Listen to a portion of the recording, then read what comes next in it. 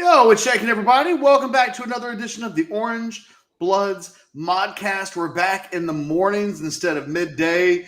The Texas spring football season is over. As everybody joins the chat, welcome. It'll be me, Anwar, and Jason today. No, Alex. He's in Vegas doing – I don't know what he's actually doing tonight with the NFL draft, but he's in Vegas for the draft. I think it's just a cheap excuse to get to Vegas, and I'm not begrudging him one bit for doing exactly that. This Modcast brought to you by MyPerfectFranchise.net. If you are interested in changing your life and you're ready to be done working for the man, having a boss, you had dreams, you want to come true, that's what Andy over at MyPerfectFranchise.net does. It is the sponsor of today's Modcast. And just look at my forehead. You will see it covering half of it, Catch. No, it's like if you feel better, like there we go. There it is. It was only like 20% of your head. It was no percent of yours. So I don't know how to juggle those things. Frankly, my head's big enough that we could have it cover the same amount of space that it was covering yours, and it would just look like my ear. Thank you. Fellas, today I was thinking about this morning. This feels like a State of the Union kind of modcast. Spring football is over. We're waiting on Roschon Mathis to make his decision in the portal. This week is portal week in NCAA football. If you want to play this season and change teams in the portal, you have to do it by the end of this week. So there's just a lot of things going on. Welcome to everybody in the chat. Glad to have you guys as well. We will take questions. We will be putting the comments up, just setting the table as we get started here. Anwar, I'll start with you. So all of that, right? Spring football wrap up, Roschon Mathis, portal. It's Thursday. We'll get more narrowed here in a second. As I like to do, I like to just kind of ask, where's your head this morning, given there's a lot of places that it can be because we've consumed a lot of things and are waiting to consume more in the coming days? Well, first of all, my first initial thought is Jason is wearing a new hat. So let me just start with where I am.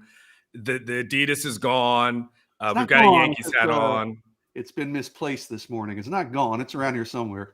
That's not what you said. You said it was funky for mowing the grass. Yeah, like airing out somewhere in the house. I don't know where. Your wife burned it, and it's fine. I have no problems with her making an executive decision.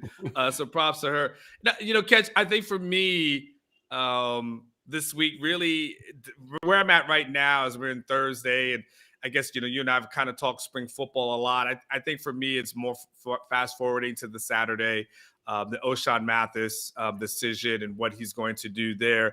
It's one of those things where you think you have a good idea what may happen, but at the end of the day, Catch, it's recruiting.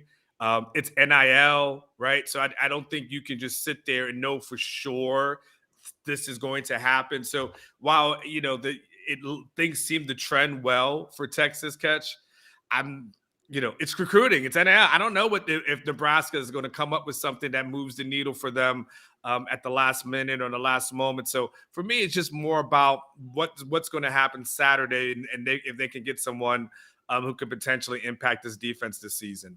Jason, same question. Kind of with Anwar, man. It's funny. I was talking to a few recruits last night, and we were talking about their spring game visits, and maybe it's just me as I get old, but I find myself saying this a lot. That feels like forever ago, right? It wasn't even a week ago, but that spring game feels like it was forever. It's funny how that happens, yes. Right, exactly. So, I'm more looking forward, like Anwar, and, Roschon Mathis. Does he have a time, Anwar, for Saturday? No. Saturday at some point. Saturday. Hopefully he gives us a time so we're not just sitting around our computers all day. But, I'm curious to see what's going to happen. I mean, all signs, right, just would seem to point to Texas with him. He's from Manor, the Gary Patterson connection, the need for the position at Texas, and everything about it. You'd think, that's an easy win for Texas, but kind of like Anwar, it doesn't feel. I mean, I would put my money on Texas if I'm Alex out in Vegas. If the sportsbook has a Roschon Mathis betting line, I'd probably put my money on Texas, but I don't know for sure. That doesn't feel like it's a guarantee. He's been so quiet, and I don't get the impression he's told anybody that behind the scenes that it's definitively Texas. So it'll be an interesting lead up to Saturday to see what he ends up. You know where I'll disagree with you, Jason? Mm-hmm. I think his mom knows. Well, that's a woman that looks pleased at the idea that he would end up at Texas. If he didn't end up at Texas, I'm going to take all of the times that she's been on our shows lately as like a very low-key, passive-aggressive plea for Roshawn to see it. Hey, listen, in recruiting, along with the portal in high school, you've got to read the tea leaves a lot of times, right? I mean, sometimes guys are up front and they'll come out and tell you what they're going to do, behind the scenes. A lot of times guys want to play games and keep everybody guessing, and you have to read the tea leaves. And that's a pretty interesting one that his mom's been on, is it 2 or maybe 3 Modcasts now, right? So I think it's been like 3. I think it's 3. Maybe we'll see her this morning. Who knows? She posted. I'm hello out there, Mrs. Oshan's mom. If you're out there, she posted Saturday in the middle of the visit that they were having a great time, and we appreciate the access to give us some insight into what's going on there. But that doesn't happen all the time. So you're right. That is a little bit of a clue, fellas. I think since today's the NFL draft. And it's funny, I read an article on theringer.com yesterday, and I posted it over on Orangebloods today, that it just talked about some of the value of first-round picks, how they work. And it was like the best value is quarterback, obviously, but behind that is wide receiver. And at the end of the value chart is any offensive lineman that's not a left tackle. So the whole idea was the article basically suggests that you're an idiot if you draft an offensive lineman in the first round because of positional value, and that in terms of what you're getting bang for your buck, it is considering how many draft picks miss that. Sorry, distracted by the Ed Bass. I literally just had to Google who the hell's Ed Bassmaster. But and the NFL in 2022 is just different, right? I mean, there's an actual argument to be had that, and I'm going somewhere with this as it relates to the Longhorns, but the idea used to be, well, you just take the best talent, right? Well, if you have 2 guys that are one guy right behind the other, that's an offensive lineman, and one is a wide receiver, the value chart says go wide receiver there. It's not as cut and dry as the way that we used to look at building an NFL team. Salary cap, contract value, all of these things now exist and are kind of in the lexicon. And I think about college football, and I think the one thing that is in my head today is how complicated it is to be a head coach in college football now versus 5 years ago, because you now have the portal. You do not have to manage scholarships in a different way than you used to. You're now juggling, Jason, we used to talk about doing 2 recruiting classes at the same time and how that was kind of next level stuff.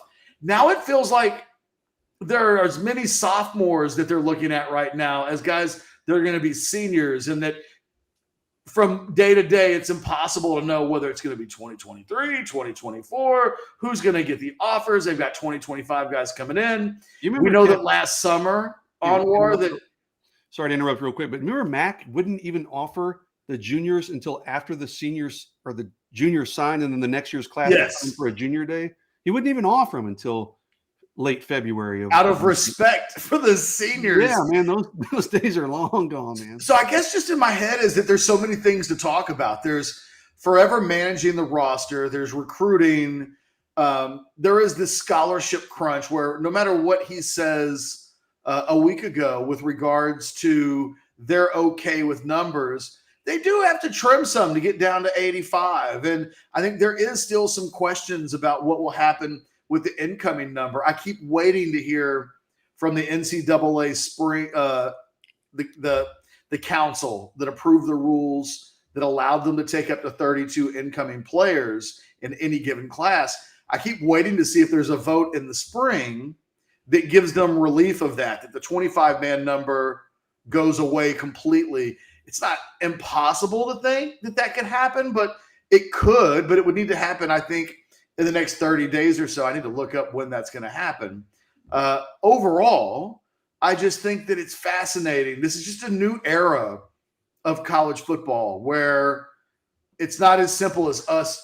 There will never be a moment where we can just talk about the spring and what happened in the spring without there being so many other things that have already happened 4 or 5 days later, Jason. It makes it feel like the spring game was a month ago. Yeah, it's a new era of football.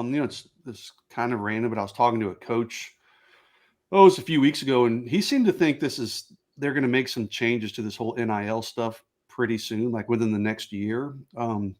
Good luck. Yeah, exactly. How do you put that genie back in the bottle? But he thought maybe they would just regulate it a little more. Now, like Anwar said, I don't know how you do that, and I don't know if he was basing that off of conversations he's had with people up the food chain or just speculation, but it was kind of an interesting comment he just kind of made to me. So, we'll see someone said, who is they? I'm assuming he's asking me, talking about like the NCAA. So we'll see. I don't know. But yeah, it's definitely a new era, and it's an ever evolving era, right? I mean, this year is so much different than last year. Last year was so much different than the year before. It seems like every year, there's these sweeping, dramatic changes in college football that we didn't used to see. I mean, our first 15 years or so together at Orangebloods, things were pretty consistent. It was a pretty, we knew what was going to be happening Exactly. in one month. Yeah, but now it's every year it's something brand new, man. So. But the thing is, I mean, Jason is, as we talk, as the conversation and as NIL, the thing about the NCAA is that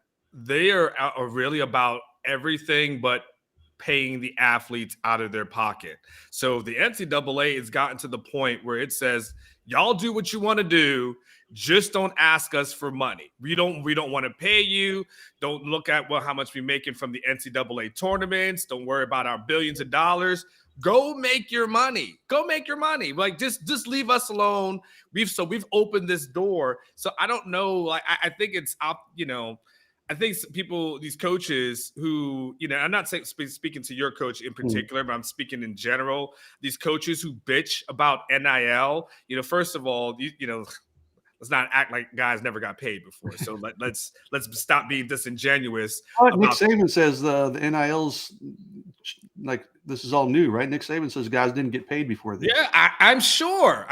This is the first time it's ever happened. Now, SEC has no clue what this is about, right? So let's start there. And and the second thing is, at the end of the day, it's not hurting anyone. The coaches are bitching because coaches are used to having control. This is all this is. They're used to having control to be able to do things how they want to do it, when they want to do it. And what NIL has done is taken the control out of their hands to where now it's about other entities. It's about organizations and institutions and nonprofits that are able to pay guys. And so now coaches who are used to having control over guys, they don't. They have to get into bidding wars, and they don't like something that they can't control. This is the same group of people, who I don't have any sympathy for, who used to, when guys want to transfer, screw over athletes. Mm-hmm. These are the same group of people that say, oh, you want to transfer? Well, guess what? You can't go into the Big 12. You can't go anywhere out west, and then make it to a guy has to go to damn near Montana. So I don't care. If guys are going to go out there and get paid, I don't give a damn how much Bijan makes. I don't give a damn how much Xavier Worthy makes. And again, if a guy's going to the quote unquote highest bidder, so what? That's life. Don't we all do that? Yeah. And so the rest of everybody in this chat lives under those rules, Anwar. It is college football players and college athletes in general that have these weird restrictions that we don't put anywhere else. I mean, even the NFL draft today is a fascinating, I was listening to Bomani Jones earlier this week talk about why don't you just do away with the draft and let these guys go wherever they want to go and let it be open to the highest bidder. And I was like, that's how the rest of the world works. Somebody's going to find out tonight that they have to go live in Indianapolis. And maybe they don't want to live in Indianapolis, but they're going to go live in Indianapolis. It's not going to turn away the paycheck for Indianapolis. And the thing is, for the most part, 98% of guys, when they get drafted, start crying and get emotional, and they act like they always wanted to be a Cleveland Brown. You're going to hug the commish. They all just act like they're just happy to get the call. So it is 98 to 99% of people are going to be extremely happy about it. And these coaches just got to get over themselves as far as NIL is concerned. It is what it is. I think one of the strengths about Steve Sarkisian is that he seems comfortable in this world of constantly multitasking. I mean, it doesn't seem like, I think even with the portal, they've done such a much better job this year operating in that world. Whereas a year ago, they just were shopping in a store that nobody else wanted to be in. And even in less than a year, they seem to have figured out, okay, this is what we need to be doing. And they've elevated their team in a couple of key areas. They've made this team better already through the portal. And I don't know that we would look back at what they did a year ago and say they made this team. They went 5-7. It didn't get better. Let's talk about spring football. Let's just reset and go back to the spring game on Saturday. Jason, I'll go with you. Like 5 days left to marinate on the totality of what happened in the spring and ended in the spring game. Your biggest takeaways were what? I was down there sitting in the stands, kind of close to where the recruits were sitting. I couldn't get into where the recruits were. I tried, but so I was kind of stalking recruits, eyeballing recruits just to see who was there. And, it was pretty much the guys we expected. A lot of the 2022 signees were there. But as far as the game itself, I thought both quarterbacks started off pretty well. I thought obviously Quinn Ewers hits the big touchdown pass. It kind of was a little bit, as I was watching it unfold, and that was really the main thing I was watching, to be honest with you. I did record the game on Longhorn Network, which apparently only about half of the game got shown on Longhorn Network. I haven't even gone back and watched it yet, to be totally honest. So I need to do that. But watching it live, I was mostly focused on the quarterbacks, and I wanted to see what Isaiah Neyor could do. Obviously Xavier Worthy, Jordan Whittington. But, Neyor gets deep for the big touchdown pass from Quinn Ewers, okay? And that's kind of what we'd heard. Hey, Quinn's taking these shots downfield all spring and maybe being more proactive in pushing the ball downfield. But I said it last week. I said one other thing is Quinn's got to eliminate the bad turnovers. It seemed like every spring practice we were hearing about him throwing an interception. And sure enough, it was another drive or two after that, he comes in and throws an interception. So I thought both quarterbacks did some good things. I don't know that I saw enough from either quarterback that I would really put much separation between the two. I still think Hudson Card, I think he's probably better than he was last year, but I think Hudson, what you're going to get through Hudson. I think Quinn, obviously you see the talent from Quinn. It's so obvious, but he's got to be able to eliminate and clean up some of these mistakes moving forward. I thought Roschon Johsnon ran the ball well. I thought Jonathan Brooks looked fantastic. And when I'm watching Jonathan Brooks, and again, I need to go back and watch the tape if these runs are on there, but his vision, man, when I'm sitting almost at field level, just his ability to see things. I don't know that he's the best athlete on the team at running back. Probably not if you were to test them all in combine settings, but there's something there with Jonathan Brooks, man. That kid just sees things really well and sets up his runs well. So I thought the running game looked good. I thought both quarterbacks were pretty good. And Isaiah Neyor obviously flashed early. So I thought the skill guys probably performed about as well, or maybe even a little better than I expected them to. Anwar, a couple of days later, big takeaways?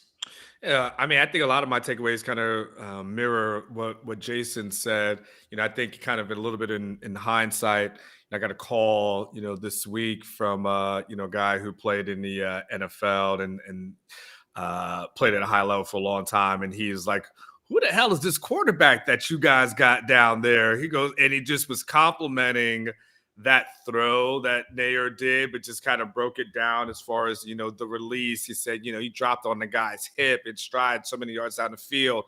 Just talked about how beautiful, of a ball that, that is. And he started, doing some research and started asking around. And so, it's one of those things that sometimes where you have like boots on the ground and we analyze things and overanalyze things so much, it takes someone who's kind of a casual observer to kind of go, that was pretty damn good, right? Like I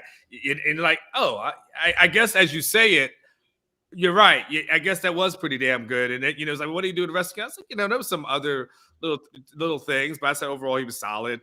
And, so there was, I think I walked away with a little bit of a greater appreciation for what Quinn was able to do. To Jason's point, you wanted to see at least something from Isaiah Neyor, and you were able to see, okay, there's a splash play. So, all right, there you go as far as that is concerned. You can't say enough good things about Roshawn Johnson and what he was able to do. I think Ketch and I agree that he's a guy, and I think, Jason, you probably agree too. Looks like a day 3 kind of draft pick. He's a guy that you look at and say, okay, if you could get 2 running backs drafted off the same team, he would be the second one taken next year after Bijan. Again, maybe a 5th, 6th rounder, but a guy who could have a probably pretty solid career. So those are some of the positives.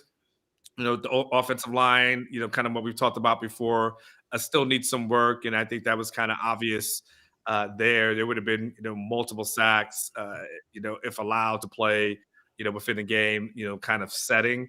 So, waiting to see what happens when those young guys get in and seeing if they can have somebody that come in and hit and make an impact. But overall, for a scrimmage as opposed to a spring game, so for overall from a scrimmage / practice, those are some of the things that kind of stood out.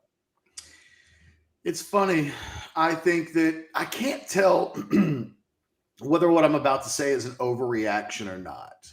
So yes, I'm throwing it out there before I even say it so that everybody knows I am acknowledging in the very beginning, maybe I'm just way wrong. But I have gone, Jason, I went back and watched the spring game on Monday and what parts of it we could see. And I felt kind of the same way that I felt on Saturday, which was, this just doesn't look like a team that's quite ready to be elite yet. That you can see the skill talent make plays and ooze and create some awes. But man, I still have a lot of questions about the rest of the team. And I don't know that you're going to be able to talk me into 9-3 with this group before the season, because you still got a quarterback position that, look, we know who the starter is going to be. And so at this point in his development, we know there's going to be some turnovers that come with it.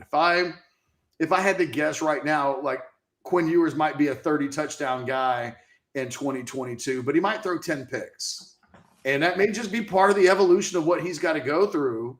There are going to be games when he has 1 or 2. I mean, it's just, that's where he is. I really don't know about this offensive line. I find myself disappointed that, and Anwar and I had this conversation the other day, you keep waiting for Jake Majors and Junior Angelau to go from young players to all Big 12 level players, and I don't know that that's happening. And the defense is just a big old personnel question mark. So, and special teams, didn't feel like that helped Texas a year ago to be really good on special teams, but they're going to be in 50-50 games, I think, a lot this year. They're going to score a lot of points. And I don't know about the punters, and I don't know about the place kicker. And so I just have questions. And I guess I watched the spring game, and my potential overreaction is this doesn't really look anything like a 10-win, maybe even 9-win team right now. That they could get there, but there's a lot of stuff that they need to have going right in the right direction at the same time, I think, in order for them to get there. So I don't know. I think I'm like everybody on more. We want this team to do well. Like, we're not fans, but we want to cover a good team. It makes the product better. It makes people want to sign up. Like, I'm ready to be on the other side and cover a really good college football team. And I just think they might still be a year away from there. And I don't know what that looks like yet. I don't know what it translates to, but it's the way I feel. Catch, I guess for me, there's another part of this conversation that needs to be had, because if you can't, with the talent, having probably some of the best skill players in the Big 12, with the maybe exception of OU, which may be kind of like so maybe an even at that point, Catch, if we can't talk ourselves into 9 wins that we have to start really questioning a lot of things, and you would also have to start questioning a little bit of where as it relates to the head coach. Catch, I can tell if you can tell me right now, we all say Alabama's a loss. Okay, that's fine. Let's say OU is a loss. Okay, let's just, I get it. OU sucks. I get it. But let's just talk about that. And let's even talk about Baylor, being a potential loss. Are we saying like of what's left? We're not quite sure that Texas can, be in the Kansas States of the world or the Texas. No, I'm Tech not. of the They world, went 5-7 a year ago. And here's the key. What had to happen last year, we said this 12 months ago. The only thing Sark had to get out of that season in year one was the quarterback thing answered with somebody between Hudson Card and Casey Thompson had to end the season good enough that you weren't doing the same thing at quarterback a year later. That they are like, as much as Quinn Ewers is a phenomenal prospect, he didn't go through any of the growing pains last year. That's what last season was supposed to be. So whether anybody likes it or not, there's another year where you have to preface everything in the discussion of how this team's going to do around the conversation that they literally don't have a quarterback that's played a game since his junior year in high school. And at this point in his development, he's good for a turnover every once in a while. Like, not as fascinating as bad as last season was, Thompson and Card weren't turnover machines. Kind of amazing that they went 5-7, and it wasn't because every week they were turning the ball over 3 to 5 times a game. I just, to your point on let me just ask you, why can't Quinn Ewers be Caleb Williams? OU had to go through growing pains with Caleb Williams. They didn't make the Big 12 championship game last year. I mean, Caleb and he could be Caleb Williams, but Caleb Williams had some ups and downs. And it's not an accident that OU missed the Big 12 championship game the very first time they had to play a young quarterback at the position. It's not, wow, that happened. OU has been living on experienced quarterback play to some degree. Even Kyler Murray had been in college. But Caleb Williams only threw 4 interceptions last year, Catch. So, I mean, I get what you're saying. I'm looking up his stats. I mean, did OU make the championship game in the Big 12? I know, did they make it because of Caleb? I didn't say they didn't make it because of Caleb, but I said there's no accident. At the end of the season against Oklahoma State and a few of those other games, he regressed to the mean a little bit, and that's a team that had to lean on its offense to be great. Now, they had a number of issues there. Could he be Caleb Williams? Yeah, but now we're talking about that thing that we talk about every week, which is everybody compares their coach to Nick Saban. Caleb Williams was the best freshman quarterback in the country. And he did, I think, a statistically difficult thing to do in not having the turnovers. When Colt McCoy was a freshman at Texas, his freshman year, he had like 4 or 5 picks. And the thought was, oh, well, he's beyond that. And then in his second year in 2007, he had almost 20 turnovers. And you wouldn't have – so what I'm saying is I think Caleb Williams probably regresses to the mean a little bit this year. That tends to happen. There's just a lot going on in the program of needs. Offensive line has to be fixed. Defense has to be fixed. They lack playmakers. They lack pass rushers.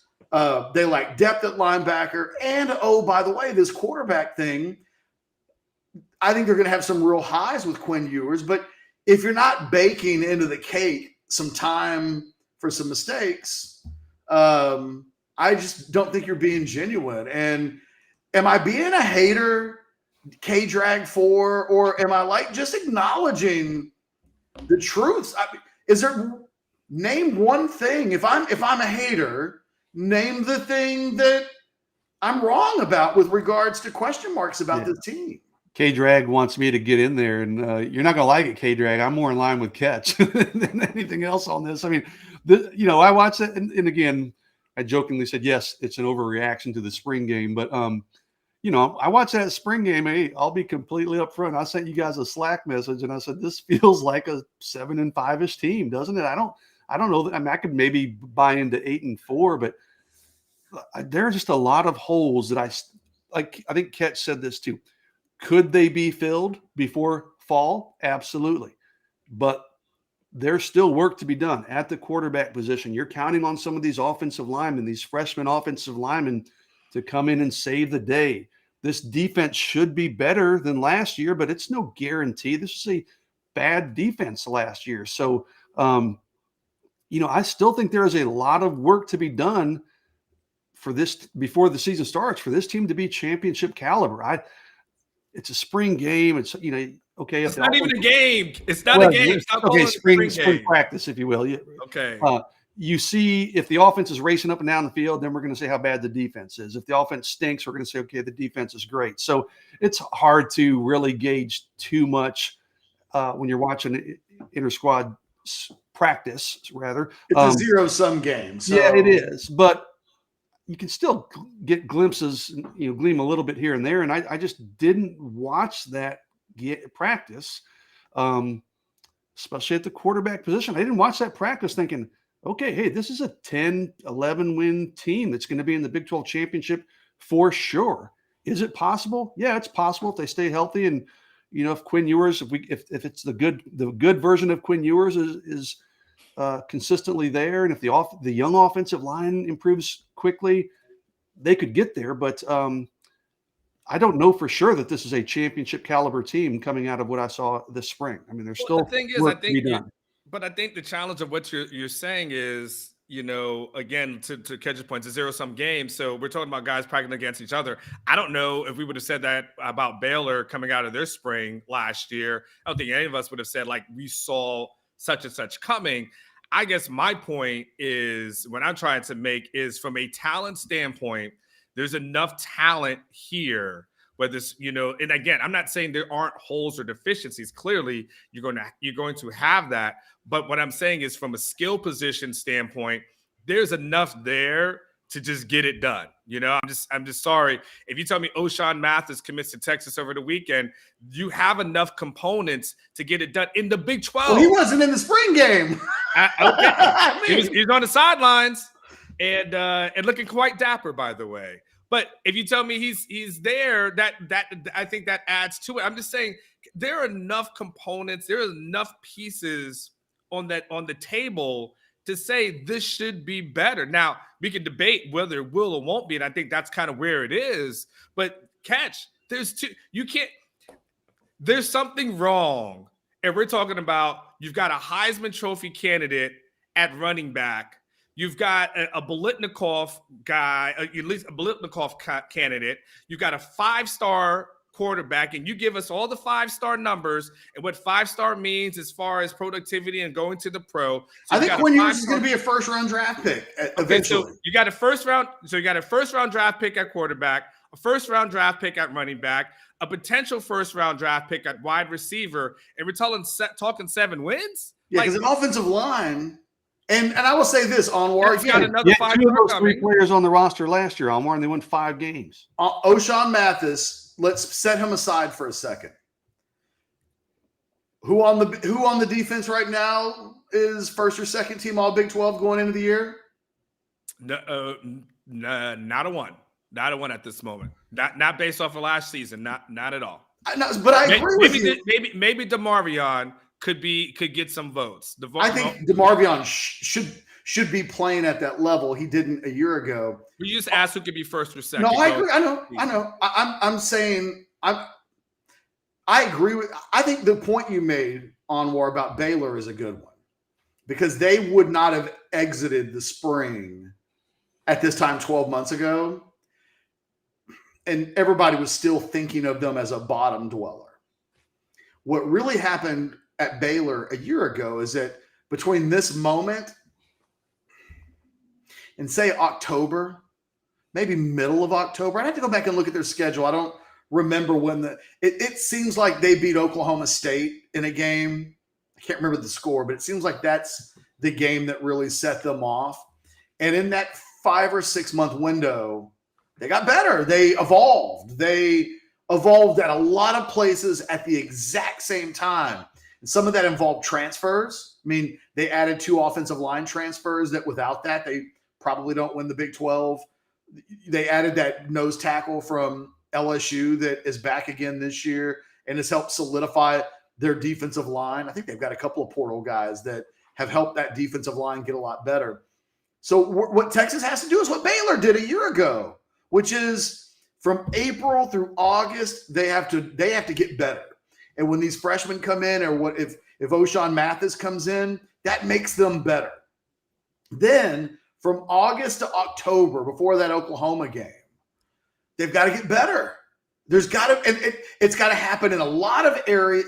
There's a reason why I said a year ago that Dave Aranda did the single best coaching job of any head coach in the history of the Big 12. He was able to get all of that to happen at the same time. And I think that that's the challenge for this coaching staff.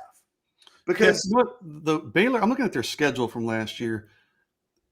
They were a lot like Texas. They were in a lot of close games. They were just able to close those games out, whereas Texas could not. I mean, they beat Texas State by 9, Iowa State by 2. That's the game that got them started. The Iowa State, because they lost the next week to Oklahoma State by 10. They beat BYU by 6, Texas by 7, lost to TCU by 2, beat Kansas State by 10, beat Texas Tech by 3, beat Oklahoma State then in the championship game by 5. So, yeah, they had a nice record when you look at it, and they had a phenomenal season. But the ball bounces a different way in a couple of those games. It's a different season for Baylor. So, Texas could use a little bit of good fortune this year as well, because I think they're going to find themselves. Texas will again. I think they're going to find themselves in a lot of close games in the Big 12, and they just need to find a way to close out those games the way we saw Baylor do it last year. Yeah, 100%. There just seems to be. I'm just going back to it.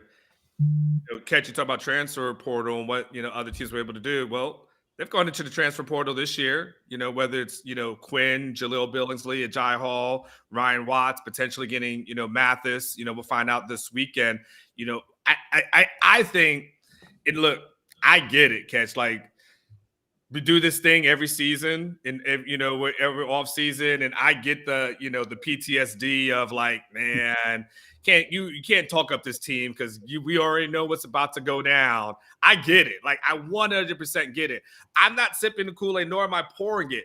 All I'm saying is that the bottom line is Texas will enter in most games this season with a clear talent advantage from start to finish. There's a guy, Jason Ketch, from your recruiting rankings. Yeah, but that's not what that means.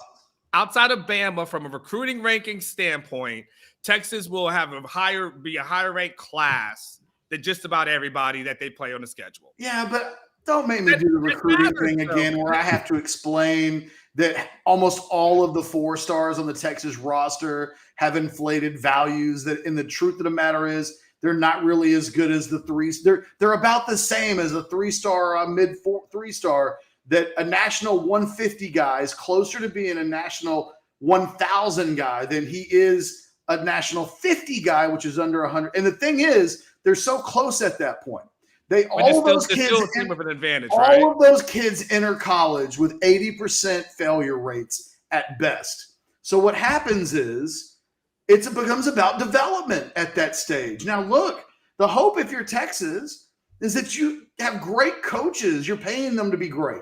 And the hope is that you have an elite level strength and conditioning program, because if you're not, then the Baylors of the world can pass you by, because we can't say that Texas has a talent advantage over the teams they're playing when only Josh Moore and Cameron Dicker are going to be drafted off of this year's team. Now, we know this team has future NFL draft picks on it, but the talent base as a whole, that is not what. You don't think they had a talent advantage over Kansas last year? Well, that's can't. Who did? Well, they lost. I mean, you know what I'm saying? Like, it's why did they lose at that point? Why did they lose that game? I mean, it's because the other team scored the most points. Which right, but why did they lose the game? There's a lot of reasons why they lost. 6 by Hudson Card didn't help. I mean, come on. Texas had more talent than Kansas. They just were outplayed, but for whatever reason. Well, coaching, bad luck. If you have a talent advantage, you probably shouldn't be giving up 57 points. I mean, really. In the end, Kansas's talent was better than Texas's talent that day. Thing more so than anything else. What's that? That's probably more coaching than anything else. Well, and that's the other thing, right? Like, Anwar, my 6 steps towards getting to the Big 12 championship game. You got to have top 3 or 4 quarterback play. You got to have 2 freshmen step up along the offensive line of true freshmen that have to play and be good. They've got to find a pass rush, and that may very well be on the way. They need to find playmakers on defense in general. They have to be good in the kicking game, which they were a year ago, and they need better coaching. Like, all those things have to happen at the same time. But the good news is, if you're getting elite coaching, it probably is helping answer those other things. So first and foremost, if this coaching staff steps up and does the job, I think they think they're capable of. Like, I don't feel like there's an assistant coach on that staff that feels like they can't do a great job. If they do, then I think you're closer to being right than wrong, Anwar. Because if they're truly great this year, all of these other questions are going to have better answers than I think exist in late April. So I don't mean to put a lot of pressure on the coaching staff, but like, they're the key to this whole thing coming off. Yeah, Catch, I guess that's what for me, Catch, I guess maybe it's just the offseason, right? And maybe I've done, what do they say, paralysis by analysis, and maybe there's just a lot of, maybe I'm missing it.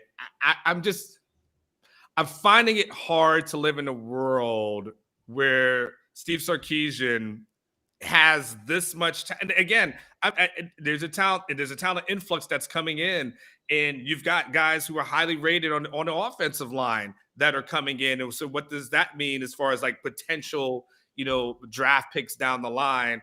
It's hard to think that we're looking at 7 wins for a person who is stacked, lots of good components, key components, skill positions. Again, from receiver standpoint, golly, I mean, this could be a track meet. Catch, you talked about the potential of this team maybe averaging 40 points a game. Like, maybe there's some struggles on defense, but you look at it and say, man, there's a lot that you can go with. That running back room, again, offensive line, 100% give you.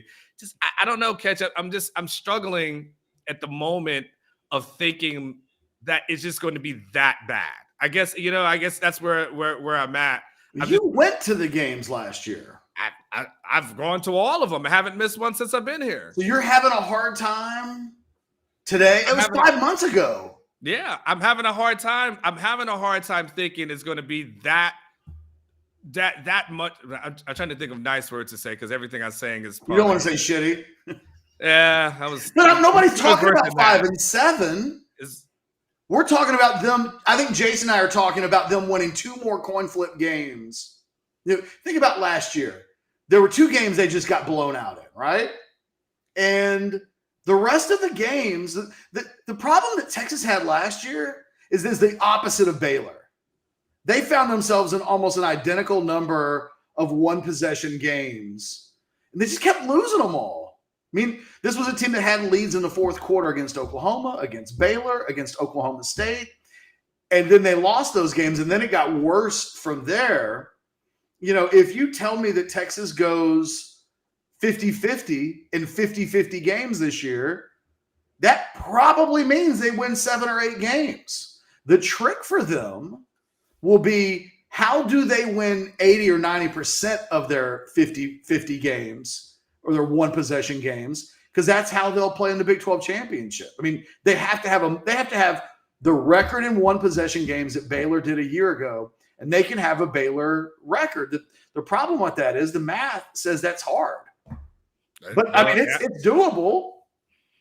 I mean, it just seems like, Catch, on it. I mean, you still add in, a Gary Patterson on the defense to try to help out. I don't know. Like, I just feel like there's been, I guess one of the things I would say, if it can't happen, to make a dramatic, and I'm not talking about like 11, like I'm not going like cray, right? But if you can't get to like that 9-ish kind of range, with what you have. And you were talking, we got to kick because then we kick the can down the road, and we got, well, Bijan's gone and Roschon's, gone, and now you got to replace those guys. It's like, then when does it ever happen?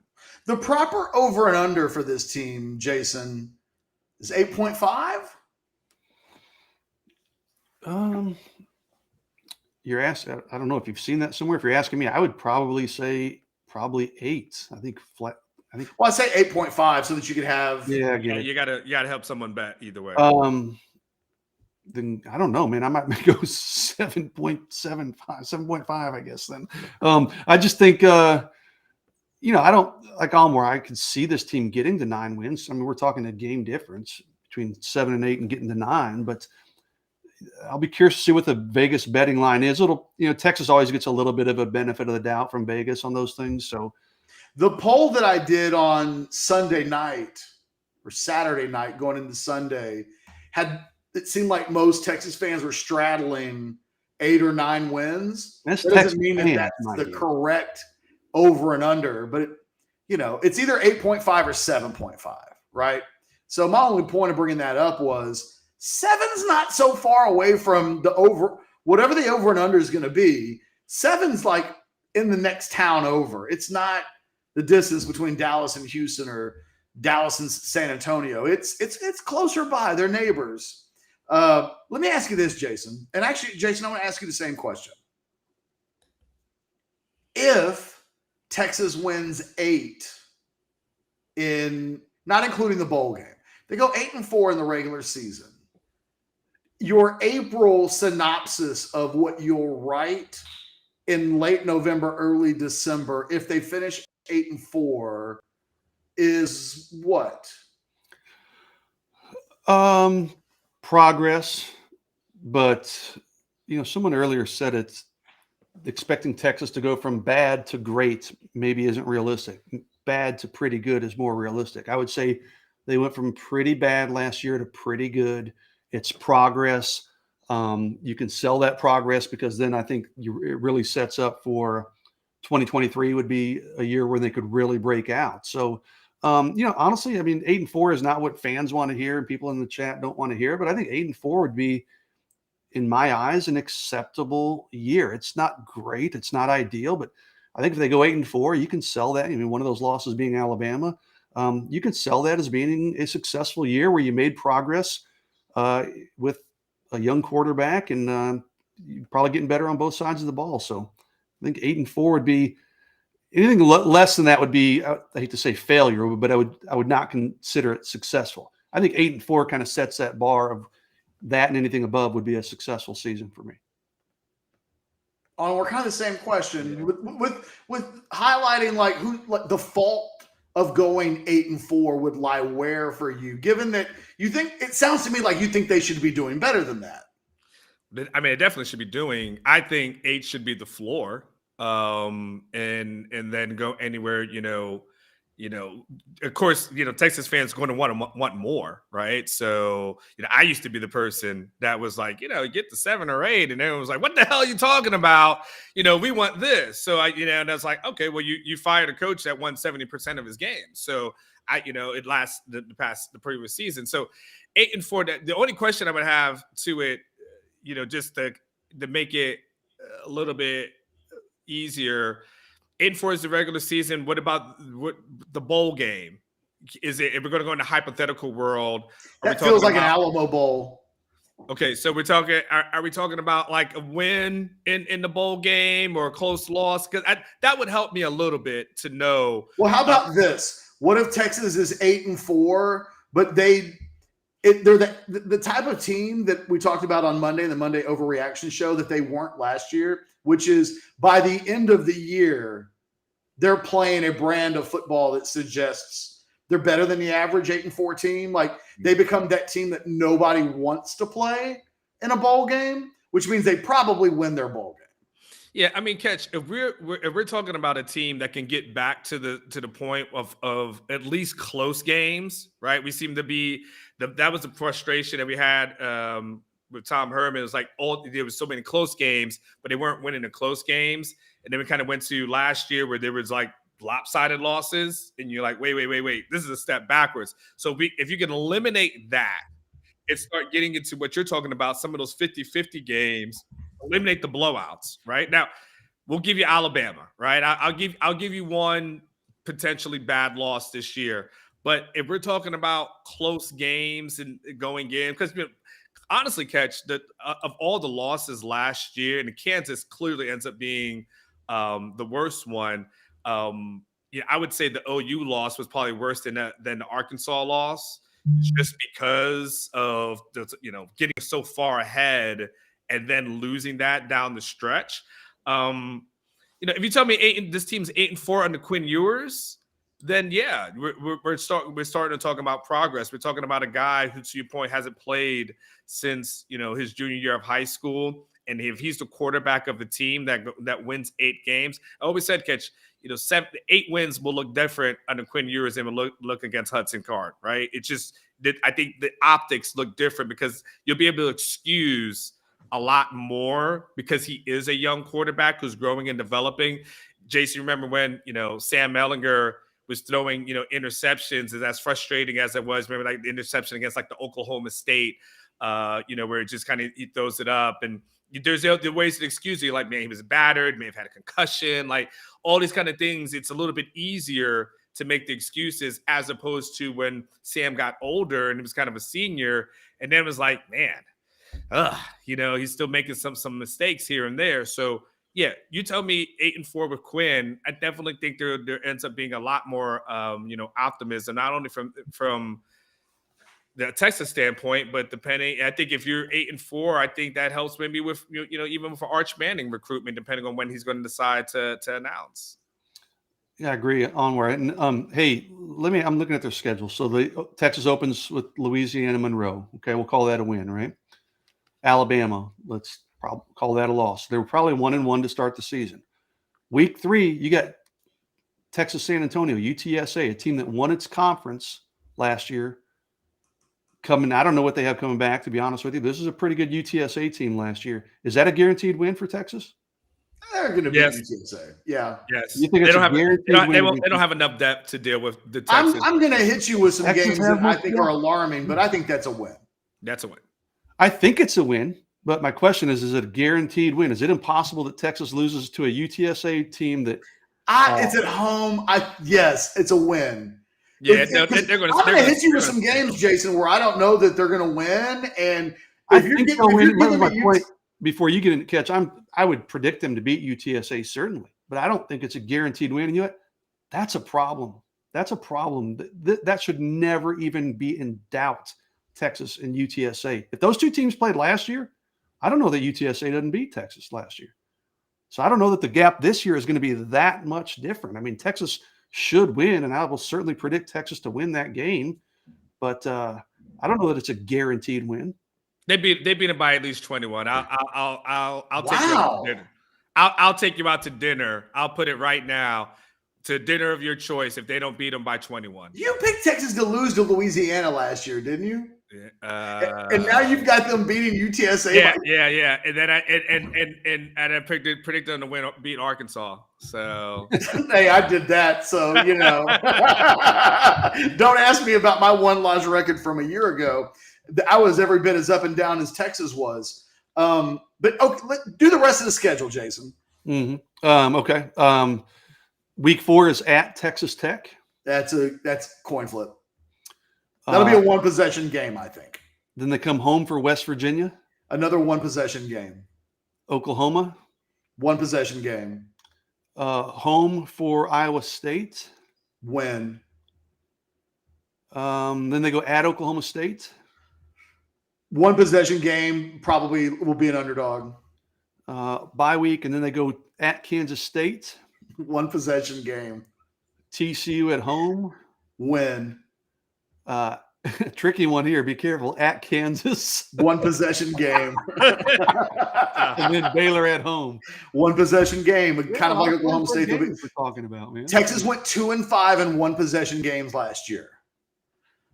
Their record, I'm telling you, if they flip that, if they're 5-2 instead of 2-5, they're playing in the Big 12 championship game. But that's hard to do. It's, it just is. And as Anwar pointed out, it's been tough to do going back to the Herman era. I mean, there was an entire offseason where Herman talked about the need in order to go from very good to great, they had to kind of win these close games, and they ended up getting fired. Texas was so poor a year ago that nobody's having we need to be better in one possession games, because it's about a lot. It's down the list of things that need to get better. I think this is if you're telling me this, here's what I want to see. Much better team in November than September. That will tell me that this team's really springboarding, Jason, right? I mean, if we get to the end of the season and say, well, they lost in Lubbock 44-40, right? But by the end of the year, they won their last 4 games, and the defense wasn't giving up points, and Ewers is looking like a guy that next year can be a first-round draft pick, and some of those freshman offensive linemen have really settled in and are playing at high levels now. This team after Oklahoma State, the final 4 games of the season are doable. I mean, I joked and called most of them 50-50 games, but you can see them starting in November at Kansas State with 2 weeks to prepare. Then they get TCU. They should win that game. Then they're at Kansas. All jokes aside, they should win that game. And then it makes that Baylor game potentially really important. It may be a season definer where we say the difference Anwar between an 8-4 season and 9-3, and maybe playing in a Big 12 championship game, is by the end of the year, they were the best version of themselves to the point where they beat Baylor at home. They kind of put an exclamation mark on the success that they're having. So the thing that, just for me personally, I don't expect them to be within several touchdowns of Alabama. But that doesn't have to. That's the second game of the season. I mean, it just is what it is. For me, it's about being better in October than September, being better in November than in October, and then see where you are in December, because they've got so many things to fix that it will take time to fix them. But with really good coaching, they should be able to in most of these areas.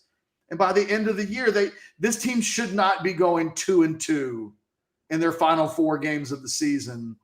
And if they do, then there's going to be a disappointment.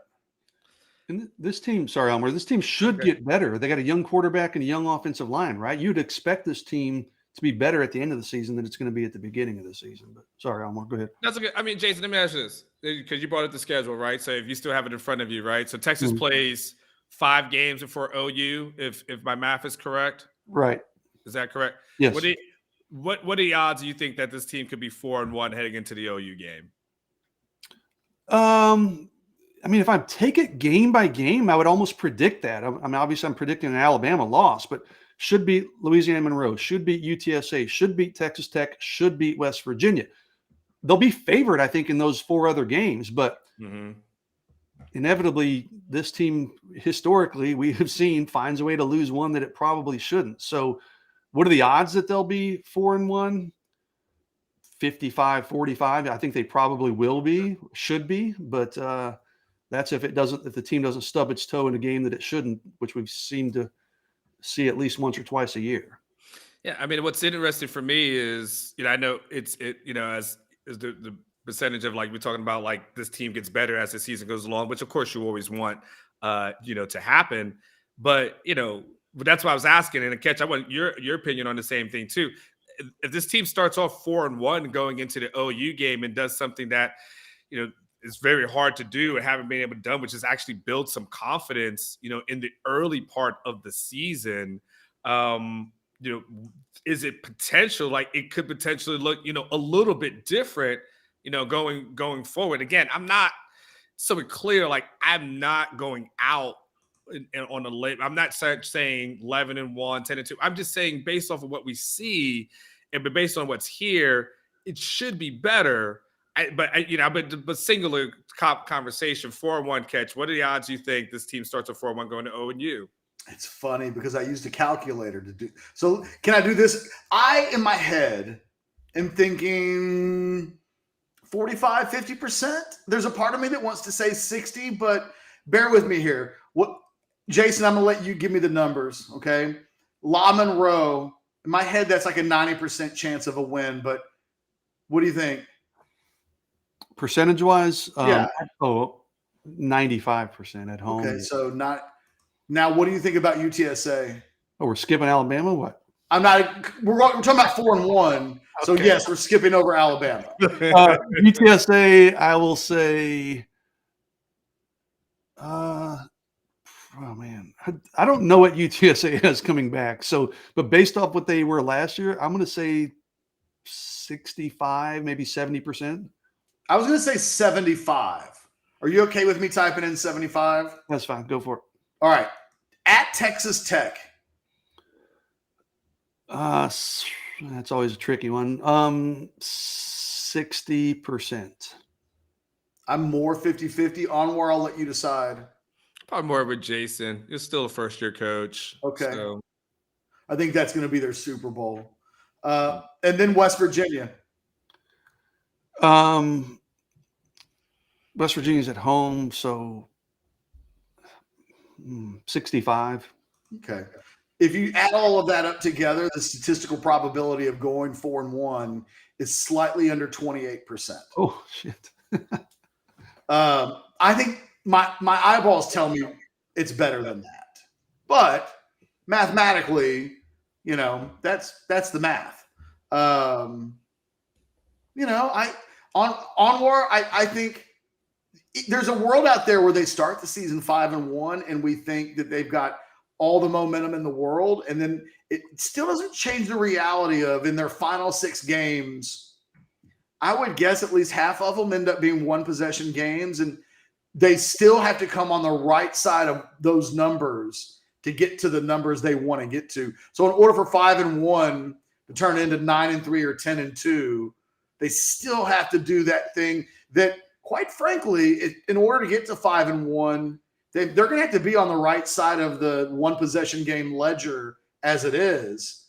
It'll mean on a 50-50 kind of proposition week in and week out that the coin just lands on the right side for them. And it could, because it did for Baylor a year ago. Like, there are seasons when that happens for teams. Just like a year ago, Texas was really like a 7-5 team. Like, that's what they're like I said, good enough to be in the lead in fourth quarter in 3 of their toughest games of the season. But they lost almost all of them. If they go 4-3 instead of 2-5, they're a 7-5 team. Which is kind of what I think of them as mostly. And that's what they probably should have been. By the way, let me ask you this before you go too far off the start. No, someone put something out in the comments, and I thought it was actually pretty good. I went and looked up to make sure. This really stood. I don't know who pointed it out, but someone pointed out that Texas actually did start 4-1 last year. They did beat Louisiana. They lost to Arkansas, beat Rice. They beat Tech. They beat TCU, and then OU happened. So why I pose to you the 4-1 start. It's interesting that actually happened last year. It was everything once they got to OU where it seems like the wheels actually kind of fell off. Well, and the Casey Thompson injury. Yeah. I mean, I'll tell you this. If you can tell me that Quinn Ewers starts all 12 games and doesn't have any injury issues, I'm much more likely to go, okay, that they have the potential to have that kind of a year. Boy, I mean, this offensive line's not good right now. I'm serious. Like, I think Hayden Connor is the first name on the team sheet, if it's me. And I don't know where you put him, but I'm more impressed with his development where he is right now than really any of the other offensive linemen. I'd like to see these guys taking steps from serviceable to among the best in the Big 12. Because until you start to get some of those, it's hard to just assume that all your guys are going to stay healthy when, they're running for their lives from time to time. I'm fascinated to see how the offensive linemen work on War because, if you can just, among the other things, if you could tell me right now that Kelvin Banks and DJ Campbell come in and no doubt about it, shore up the offensive lineman or the offensive line and play like the best players on that offensive line all season. All right, well, let's go play ball. Like, I think now your team's a lot better. But, on the other side, this team is 2 offensive line injuries away from, I don't know. One thing, I thought this earlier in the podcast, or Modcast rather. That offensive line is going to give up some pressures, but it seems like Quinn just has a much better feel for that and handles it a little better than what we've seen from Hudson Card. So that's a low bar. I didn't want to go there, but but I just, even based on what I saw in the spring, and there were a couple players where they blew it dead as would be sacks, but you see Quinn he has a pretty good feel in the pocket and move around and step up, and he just kind of senses pressure coming and bought himself time. There was one where he ended up throwing it to Jaleel Billingsley. They blew it dead as a sack, but he did kind of move around and buy time. And, that offensive line didn't do its quarterbacks any favors last year, but I do think you can maybe mask some of those deficiencies by having Quinn Ewers as your quarterbacks. I do think he just has a pretty good feel for that kind of thing. He can make quick decisions, get rid of the ball quickly on the occasions when he needs to. Yeah, and let me just say this, as a guy who definitely stood on the table last year for Casey Thompson, one of my biggest criticisms of Casey was, and Jason, I think you appreciate this, the wide open receivers that he would miss. I mean, the overthrows to the Xavier Worthy. I mean, like, Xavier would be like, have 15 yards of separation, and then the ball would just sail over Xavier's head. I don't think that happens this year. And, I think he'll be a little bit more of an accurate passer. I understand the injury had a lot to do with it, but, so if the injury had a lot to do with the performance of Casey, then if we're saying then Quinn stays healthy and you get more consistency out of that position, the team could have been better with a healthy Casey Thompson with that offensive line. It's not that far-fetched to imagine that Quinn could make a difference with an offensive line that's probably potentially a little bit better than the offensive line that we saw last year. But I don't think at this point, I don't think we can definitively say that the offensive line will be better. We can't definitively say it for sure, 100%. I'm not standing on the table of that, but the offensive line didn't set a bar last year that I think, cannot be matched or topped. Like, there still was a bar that was set that was kind of low, and to equal or top that, I think should be a little bit easier. Knock on wood. I think my biggest concern, I think we spend more time talking about the offensive stuff. I mean, quarterback's easy to talk about. The offensive line is such a point of contention. It's still defensively, it's still, the concern I think for this team is try not to get into shootouts all the time. I mean, you're going to have an offense that should give you enough points to win most of your games. It wasn't the offense's, Hudson Card pick six alone. He scored 56 points in that game. I mean, you should win when your team's near the 50 area. If your team's scoring 40 points, your defense has to play poorly in order to lose when your offense is scoring 40 points a game. So I think that's the big question mark. That's where O'Shawn Mathis improving the pass rush makes a difference. It's where if they can find another linebacker in the portal, maybe to give that, not necessarily even a starter. I mean, this team needs depth because it feels like right now that if Ford or Overshone aren't on the field, it feels like that position takes a step back, and it wasn't a strength a year ago. I mean, we kind of had this conversation last week. It wasn't like Ford was at a really high level a year ago. He wasn't an all Big 12 level player. So you're probably talking about replacement level players and then replacing them with guys who aren't replacement level players. The margins on defense feel more slight on Anwar than they do on offense. I mean, it's just a matter of light switch coming on for Quinn Ewers, whereas, I don't know that it's quite that simple on defense. I'm fascinated by Kwiatkowski and what he has to do with Gary Patterson looming in the background. I don't have a good answer for it. Like, it's almost unfair because maybe there's nothing that could happen that would make Patterson replace Kwiatkowski. But boy, given that I think there's going to be a lot of eyeballs on the defense if they do give up some points, it'll be the elephant in the room, I think, for Texas fans while it hasn't happened and as long as Patterson's on the payroll. Yeah, I mean, there's going to be a couple of things, and again, it's an interesting the conversation we're having today, Ketch. For me, changes a little bit, depending on what happens on Saturday, and so I'm probably with you today as far as like a little bit unsure, on the defense and what we've seen flashes of it, we've seen Jaron Thompson look good, and we've got a bunch of, cornerbacks playing safety, right now. And, we saw, Justice Finkley was a guy that we heard a lot of in the spring and the impact that he was having as an early enrollee. And I think, the Gary Patterson effect will definitely be there. I think Gary Patterson helps, for, I think, a couple of different reasons. One, if you're Pete K, you've got a guy that's right there that if things slip up, that can slip back, could slip in, but you also have a guy that you can lean on and help you out. I still think, though, depending on what happens this Saturday, if they get Roschon, then I think the conversation just becomes different, because now all of a sudden you do have a bona fide pass rusher.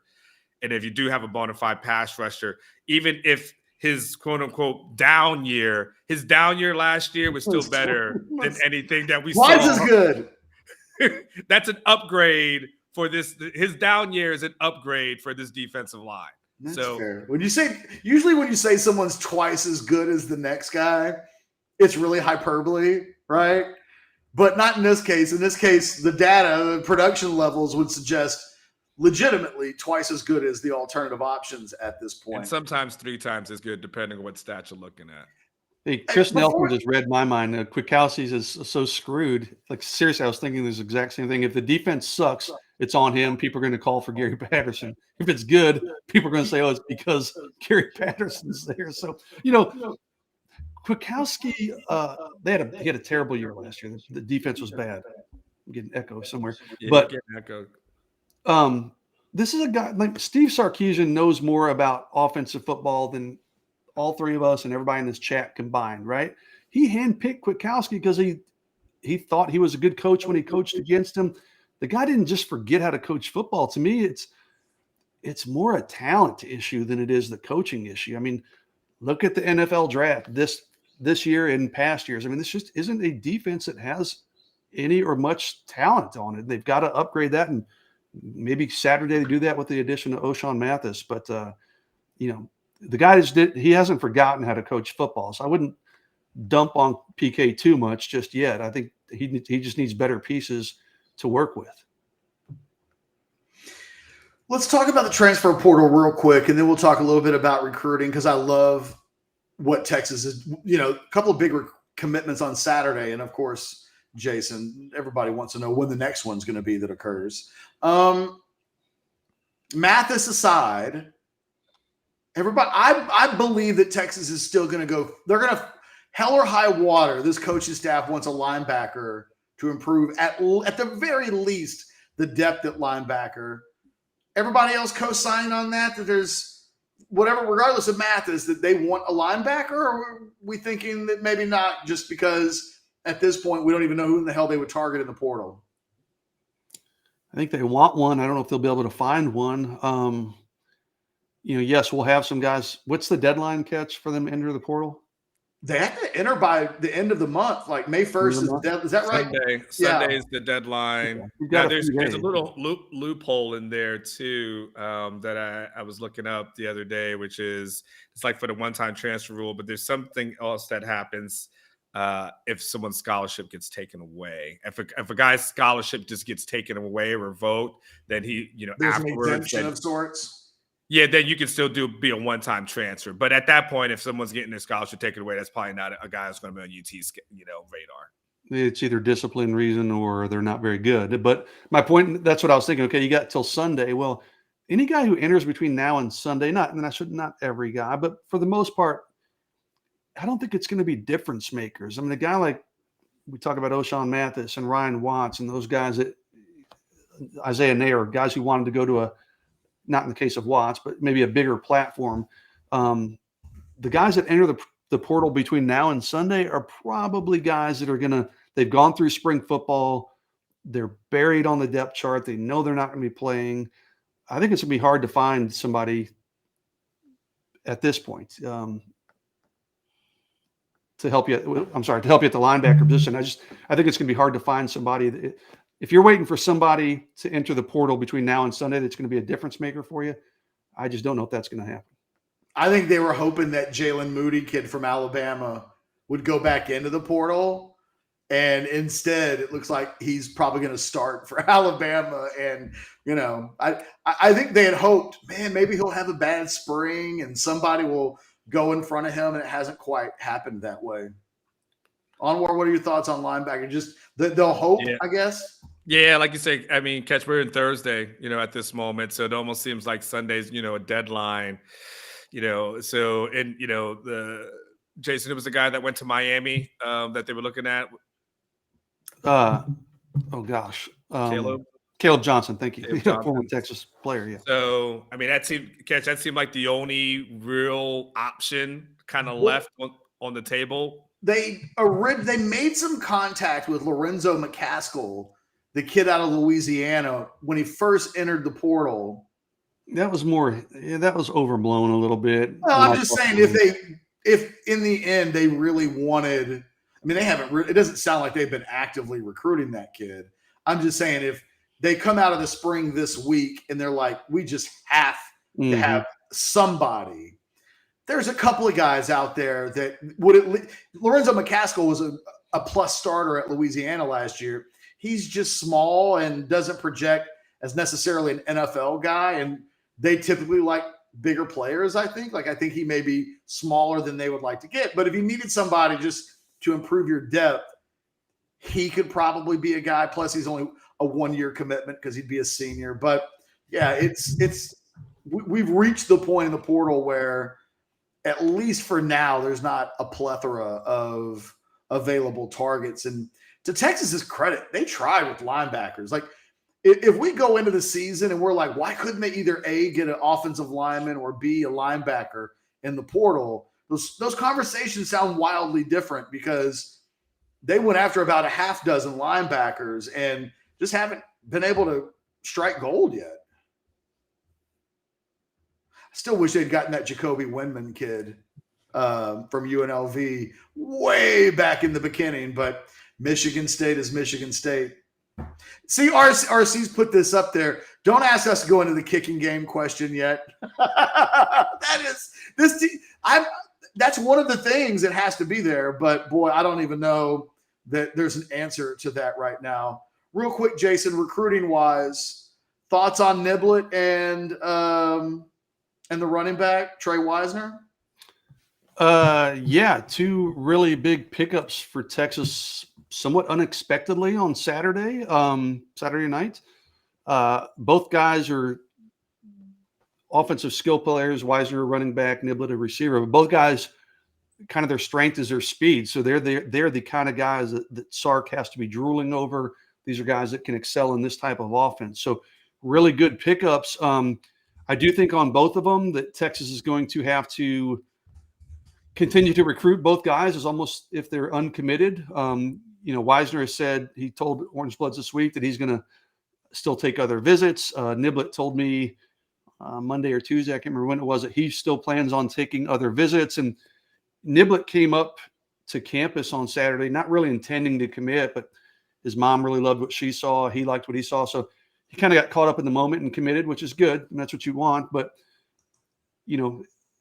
sometimes when those things happen so quickly like that, after that, the shine of that visit wears off, maybe guys kind of second guess themselves a little bit. So I think Texas is going to have to work to hold on to both of those commitments, but Texas is obviously in the spot you want to be right now. They liked what they saw well enough to give the staff a commit. Weisner, when I talked to him, I don't remember, a little bit over a month ago, he really talked up to Tashard Choice and his relationship with Tashard Choice, and the fact that Choice is, he's a former running back at a high level, obviously an NFL running back. So that was one that kind of flew under the radar. He doesn't do many interviews, and not a lot of people thought Texas had a great shot there. But lo and behold, man, Tashard Choice did a great job on Trey, and he comes in and walks away from campus Saturday night as a commitment. So 2 really big pledges for Texas. The first 2 offensive commitments for UT in this class. So that was big for them just to get a couple offensive players on the board, and we'll see how they build on that from here. Do you think Weisner impacts Ruben Owens at all? No, I don't think so. They're going to take 2 running backs, and those 2 would be very good complementary backs for one another. So, I mean, Ruben's still out there. He's still priority number 1, and they'd love nothing more than to have that 1-2 punch as their running back group for this class. I thought it was interesting that they got a commitment from Niblett 2 days after he really set the world on fire with his performance at that area track meet where he runs a 10.47. He wins first. He's first place in the 100, the 200. He's the anchor of a really good 4x1. And I think second in the long jump. Like, he just tore. He put on a Marquise Goodwin, poor man's Marquise Goodwin kind of performance. I think that guy's stock. I mean, he already had some legit offers, but I have a feeling, he's going to be a real trendy name in recruiting. It'll be interesting to see. Well, Alabama wanted him. That's where most people thought Alabama was the team to beat. But yeah, I mean, dynamic athlete. He didn't put up big numbers. You look at his stats, and he had, what was it, like 9 catches or something. So you're like, so strange. How does that equate? But, he'll be a guy we'll watch closely, certainly this summer, and obviously next fall to see how he progresses. The funny thing about his highlight video, it's one of the first things that pops up on the huddle tape on the video. Like, it explicitly says 9 carries, 9 receptions. But every time you look at a play on the highlight tape, I just kept thinking, why was his coach not getting him the ball more? He averaged 30 yards a touch. Maybe do that twice in a game instead of just once. No offense to the coach if he's out there watching. His highlight video is incredible. When he gets the ball, that's it. Like, he has the type of speed that I watched guys that had angles learn that angles with that type of speed don't sometimes work. And he's one of my favorite players in the state now. But you're right.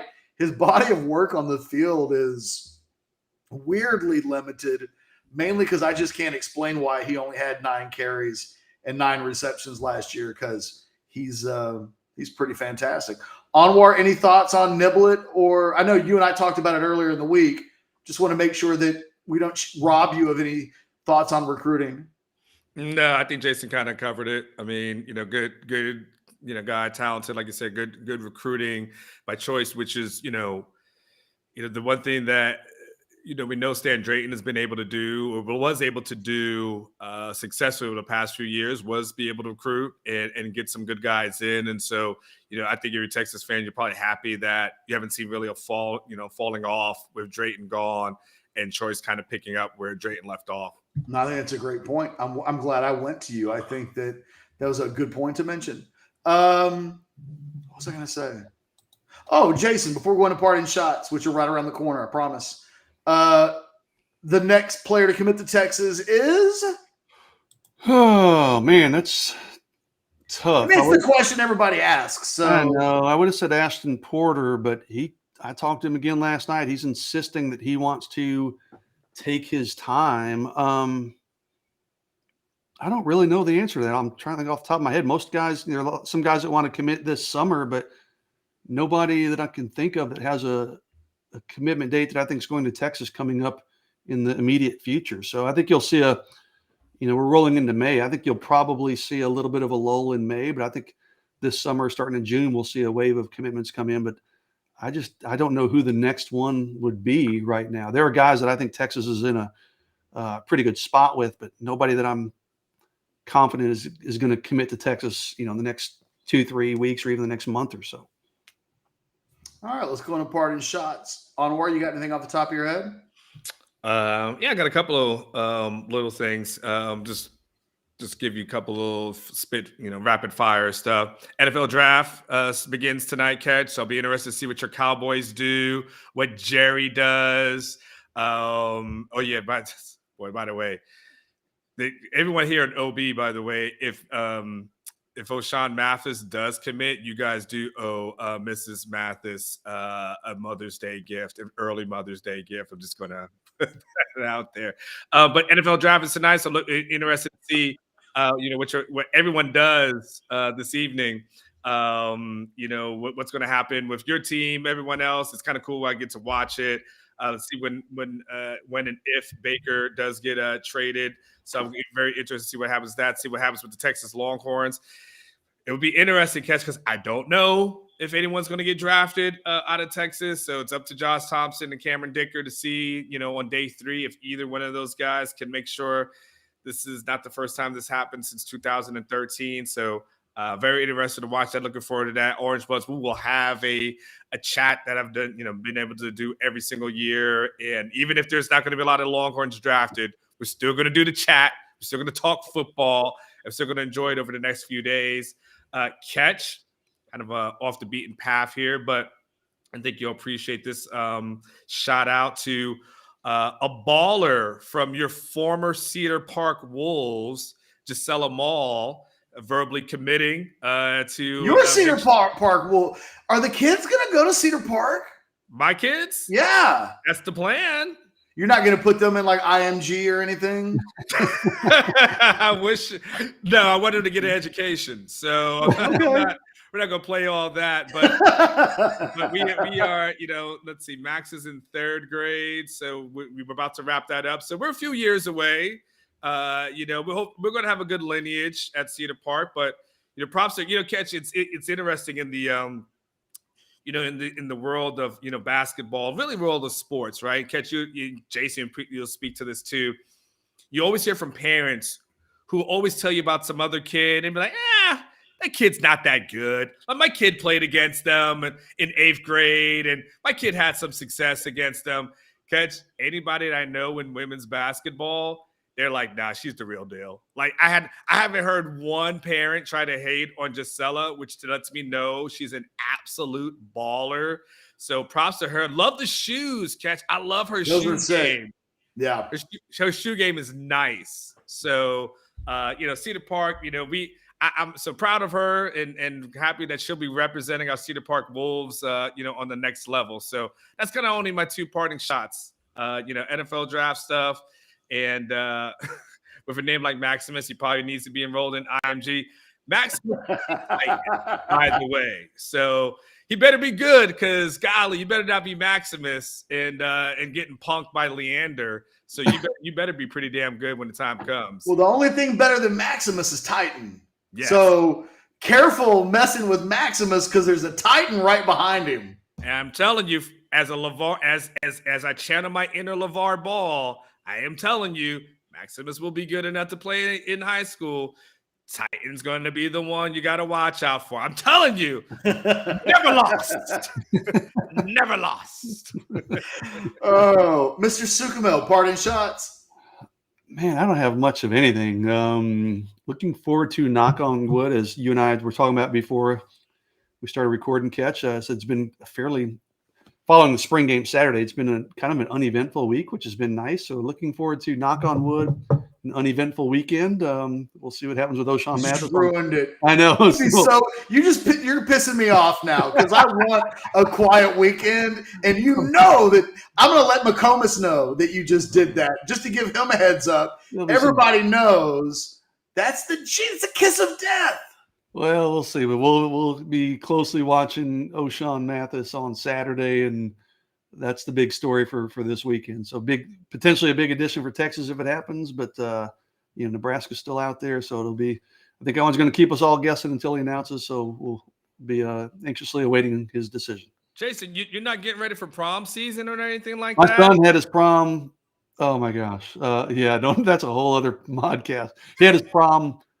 Well, it was spring game night. It was Saturday night. Yeah, I didn't. Yeah, my wife went and took pictures, and I had to miss all that crap because I was trying to find parking down at UT. He had his prom on Saturday night. My daughter's only a sophomore, so she doesn't go to prom. So. Okay. Well, give us a little taste of the story that you're not going to tell us. Such a bad parent, but So after prom, my wife told my son and his friends and said, hey, y'all can come back to our house and hang out. We always say we'd rather have them here than out doing who knows what, right? So they did, and it was fine. And then, but just Sunday, a bunch of kids ended up crashing over because my wife and I pretty much just went to bed. We stayed up until they got home, and we're like, all right, we're tired, we're going to bed. And there were a variety of kids that crashed at our house, and we're like, no, you can't do that. It's okay if a couple of your guy friends crash, but these other people that crashed can't be at our house without us giving permission, and their parents need to know. So long story short, I don't like girls that I don't know crashing. Fair enough. Yeah. All right. Sounds like you were the cool dad, Jason. It sounds Too like cool, I the think. alcohol is what this really sounds like. But Anwar, he woke up not wanting to be the cool dad. So like there's a fine line, clearly. And then, dude, on Sunday, some of the kids didn't leave until 5 p.m. And I'm like, I wanted to tell my son, Zachary, you got to get your friends the F out the house. How does that happen? I don't know. They just hang out in his room playing video games and doing who knows what. So they don't really bother us when they're here. They're like, who the hell has a sleepover until 5 p.m. the next day? Some parents who said, like, you can take care of our kids. We're going out. Yes. I know those parents, Anwar. I've seen a few of them lately with like the softball thing. Like if you give parents, especially you hit an age where like, I think once you pass go, there ain't never no coming back. So I think what I'm learning is when certain kids get to a certain level of age, you know, the parents by then are ready to let loose, and they ain't ever stopping. Money out the anus. Yeah.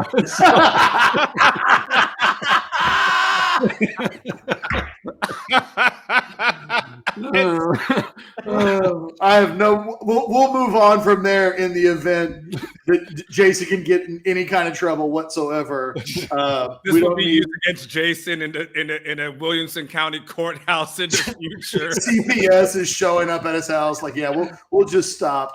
My parting shot. So forgive me for going Liverpool soccer for a second, but Jurgen Klopp, my favorite coach, the guy that I wish was my dad, he signed a 2-year extension today. So he had a contract that was going to end in a couple of years. Now he's going to stay till 2026. And it just occurred to me, I think Jimmy Johnson's the only coach I've ever had for any team that I've ever liked where I thought, I hope that guy coaches forever. I don't ever want him to leave. I'm currently the fan of a team that has a coach that the entire fan base, praise to God, never actually leaves. Saban, like how many of those can we count off in any sports that we can think of where it's like, if I told you you're going to have this guy for the next 20 years, your entire fan base would be like, absolutely. Maybe you can't even say that with Saban because he's so old now that there'd be a point where Alabama fans will want him out, I think, right? Like, who are they? Can you guys help me out? Who would be the coaches? Bill Cowher, for me, Bill Cowher would have been one. He retired. Bill Cowher. Jurgen Klopp is to Liverpool what I think Cowher was to Pittsburgh, but maybe on steroids. Because imagine if Cowher won even more stuff, and then you had that persona. Anwar, I mean, Tampa Bay people, they didn't want Tony Dungy forever, right? Like, fan bases are such fickle creatures. They were like, oh, man, Tony's going, oh, we won a Super Bowl the next year. Yeah, it worked out. Like, they were, yeah. Maybe Tony Dungy in Indianapolis? Even then, I think people felt like he could have won more. So, no. He's loved. But I don't know how many people say he needed to be there, you know, like Tomlin or something. Tomlin's a perfect example. Like, I don't know that the fan base wants him to be there, even though he's been there for so long. Right, Jason? You're bitching about Tomlin all the time. Yeah, we'll see what Mike Tomlin is without Ben Roethlisberger. We're about to find out how good Mike Tomlin is. I only bring it up because I am internally thankful to be able to be in a position to be a fan of somebody who you legit. It's an amazing thing to never care, to only love the coach, to only love him, and to never feel anything. It's just so rare. It feels Coach K at Duke. So there you go, Mike. Coach K. Coach K, for the last 20 years, Duke fans just no questions asked. That's our guy. Bill Self at Kansas, or does he get that program in too much trouble? Maybe. They don't care about that. He just won a championship. So. Mac was never that guy, was he? Was there ever a time in life where no? Yeah. What about Bowden? Bobby Bowden? I think Florida State fans loved him forever. Popovich at the Spurs is maybe, but he gets political sometimes, and I've seen Spurs fans lose their shit over Popovich in ways that just it never happens with Liverpool and Klopp. Richard asks, Dabo reached that level. That's another. What's interesting is these guys are in college, and they're more. I think you can find these institutions in college more than you can in the pros.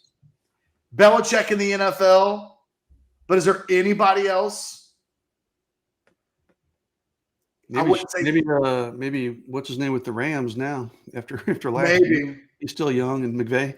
Yeah, let him go 6-10 one year. The NFL, the pro sports in America are just so ridiculously crazy. Nova fans devastated. Again, you can find them in college.